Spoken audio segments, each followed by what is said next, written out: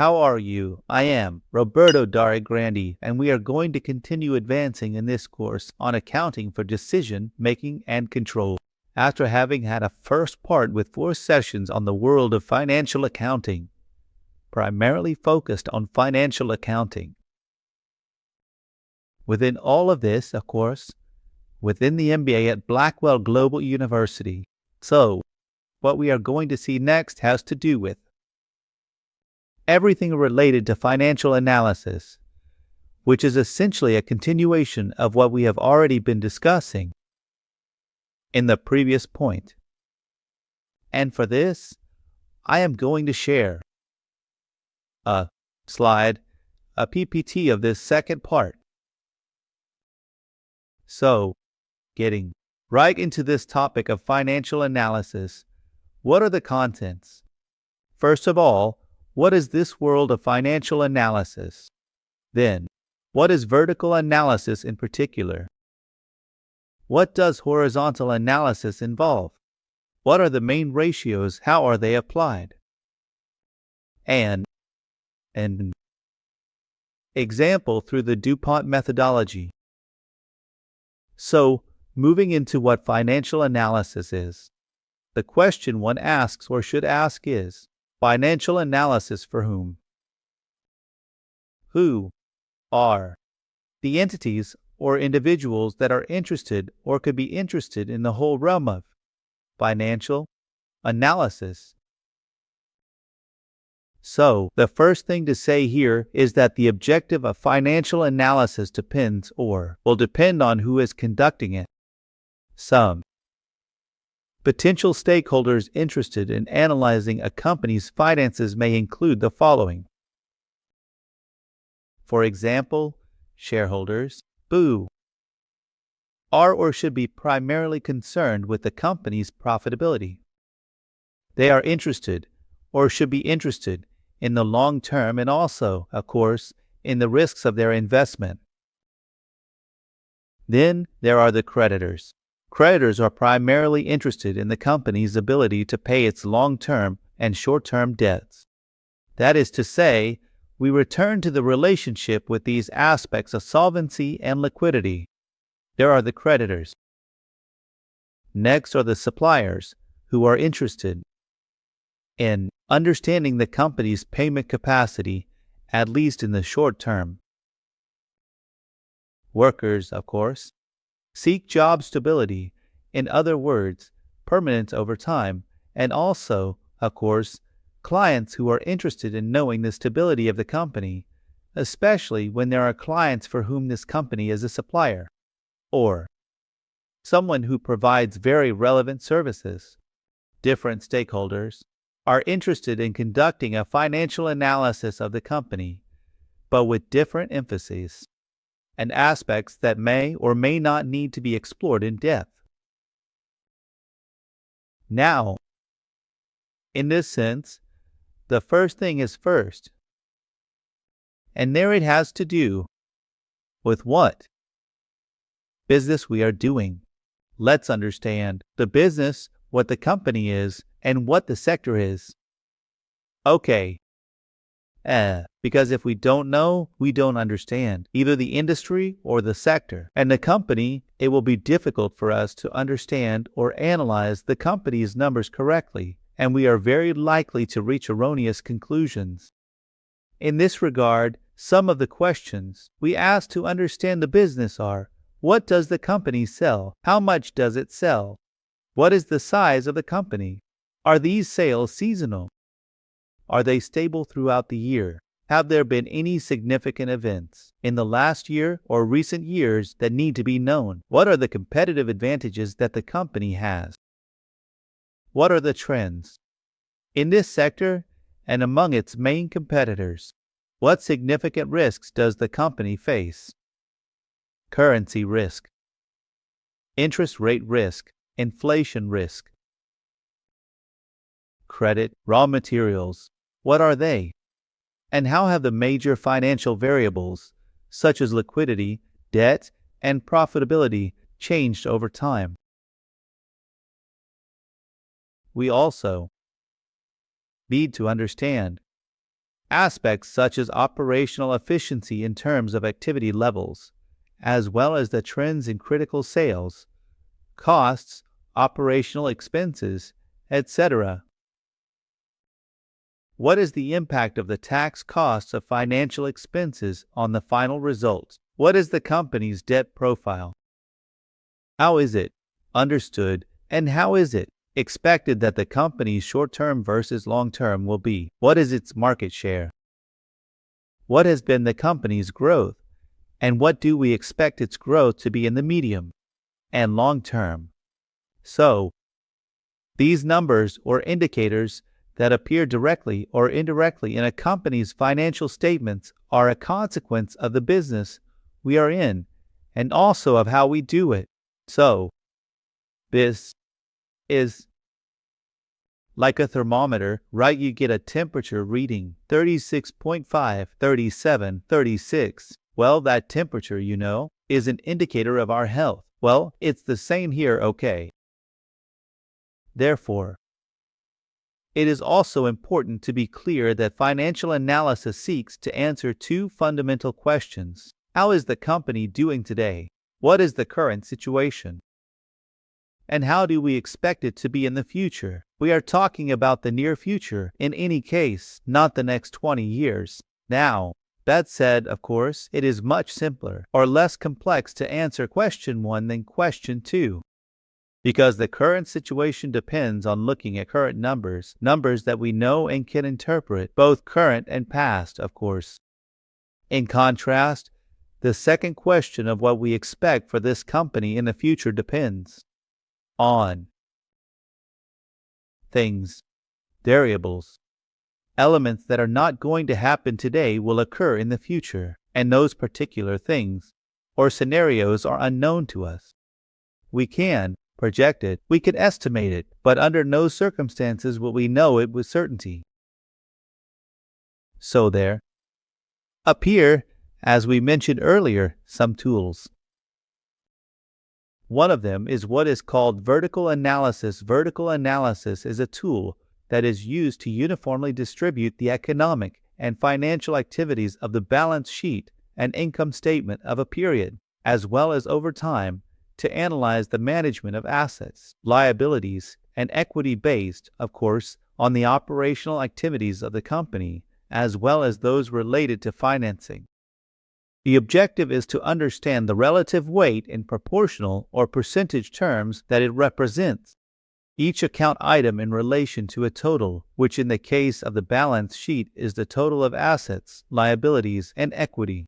And in the case of this result, it is usually the net operational sales. And also, as a second objective, this helps us generate or develop trends and get to know the evolution of the company over time.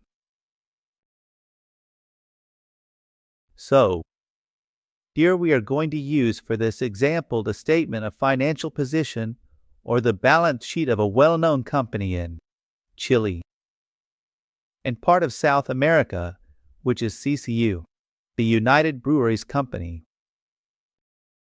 And here we have the balance sheet for this company as of December 31st, 2019 and December 31st, 2020. And, as we have already discussed earlier, these assets are separated into current or short-term assets and non-current or long-term assets, and liabilities as well, current or short-term liabilities and non-current liabilities. On the other hand, the equity of those detailed in the balance sheet that we had previously discussed. So, we have these snapshots at 2 points in time. And from that photo, in order to give it a more appropriate look, what we did was transform them into percentages. On the left, the total assets, and on the right, the total liabilities and equities. So, for example, as of December 31st, 2020, we see that the total current assets were 38%, while the previous year they had closed at 33.5%. On the right side, for example, we can see that the total liabilities of the company as a percentage of all liabilities and equity increased from 38.7% to 44.2%. Meanwhile, equity, for example, decreased from 61.3% to 55.8%. Of course, then we need to get into, on one hand, breaking down that detail, right, to see where the main changes occurred and why they happened. Because one thing is to find out where that happened, but the other thing is so much more important to know what is behind it, right, where it is of this number. So there we have the balance in proportional or percentage terms. Okay. Now, we do something similar with the income statement. And we have, therefore, the income statement of CCU, Compañía de Cervecerías Unidas, which needs to be traced on the stock market, of course, during the year 2019 and during the year 2020. And here we can see that, if we look at the last line, in the year 2019, the profit for the period was 8% of sales. In 2020, the profit for the period, in terms of yield, fell from 146 billion to 108 billion Chilean pesos. This implies a decrease in the net margin from 8% to 5.8%.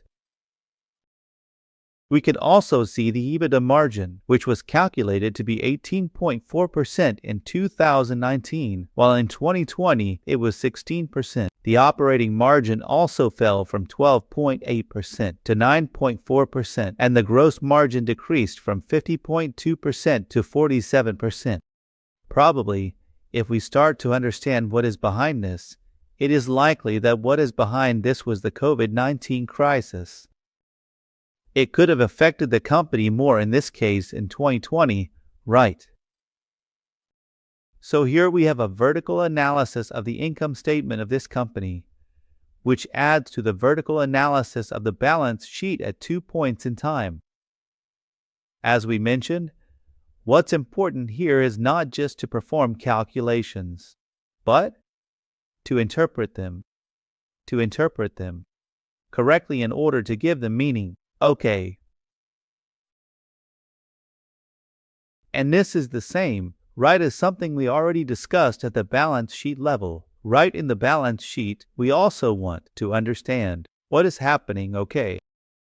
Because there are changes of greater or lesser relevance, whether in assets or in liabilities and equity, and this is, of course, something tremendously necessary and tremendously useful for the effects we are discussing, so that the numbers in accounting make sense to us, we can analyze, interpret, and provide a response regarding them. And then comes the second type of analysis, which is horizontal analysis that seeks to establish the absolute or relative variation that have a component, the financial statement, for example, in 2 consecutive periods.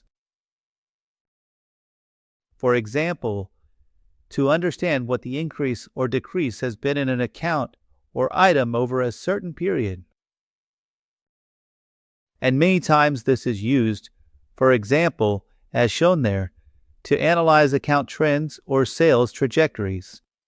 Here we have, then, what we are talking about. That is to say, here we have the balance at the end of the year 2019 and at the end of the year 2020, the same one we had seen earlier for CCU. And what we see is the difference in absolute terms in money, in this case in millions of Chilean pesos. And also, the percentage variation with respect to the initial value. For example, in terms of cash equivalents between the end of 2019 and the end of 2020, this increased by no less than 200 billion pesos. Well, this 200,000, a little more compared to approximately 196,000 million at the end of 2019, represents a variation, a percentage increase of 102%, 2%. But on the other hand, there may be other items that change significantly. For example, non-current assets and current assets held for sale decreased.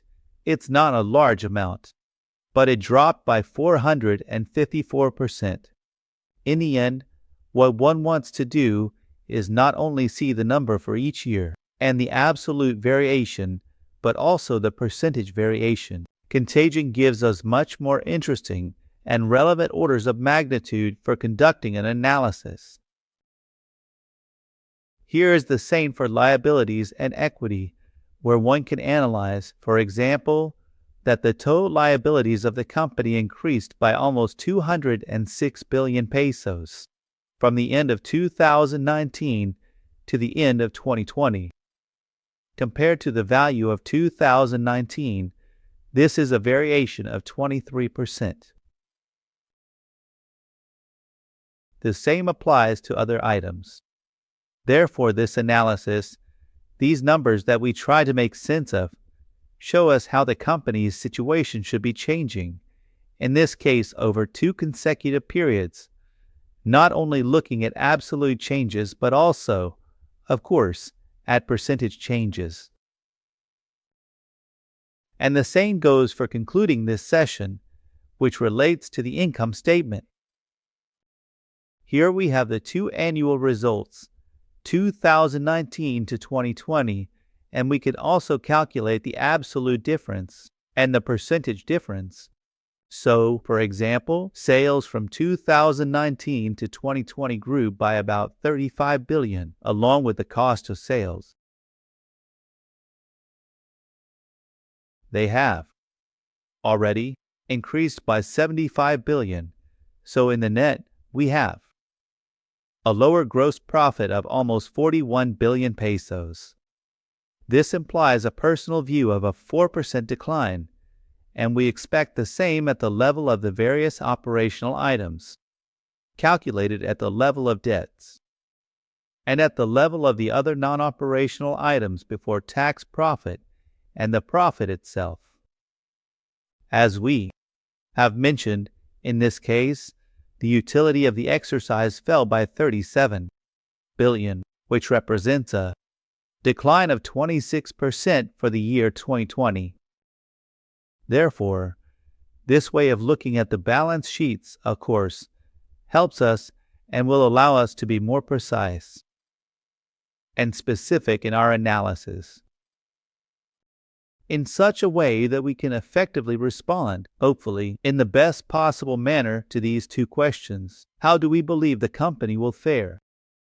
How do we see her numbers today? And how do we see her in the near or medium-term future? So, that is what we want to do with these horizontal and vertical analysis. But also this, just looking at the company itself is not enough. It is important that we can also have a benchmark or several benchmarks. How do we compare the margins that this company has with respect to our most important competitors or to the industry? How do we compare our most relevant indicators in the balance sheet as well? So, there comes the need for us to analyze this in a much more. And this greater breadth also implies incorporating the comparative at a specific point in time, and over time with some benchmark with one or more companies that are competitors of the company or some level of indicators from the industry sector. Because if not, we are doing part of the work that is important, but it is not enough. Here we are only seeing ourselves in the moment, at that moment in time and through time. But the question is, we are being efficient, we have good or mediocre indicators, but without knowing them, competitors or potential competitors, this response will be very difficult to deliver on time. So, having said all this, we are saying goodbye to this session and we will see each other in the next session. Thank you very much.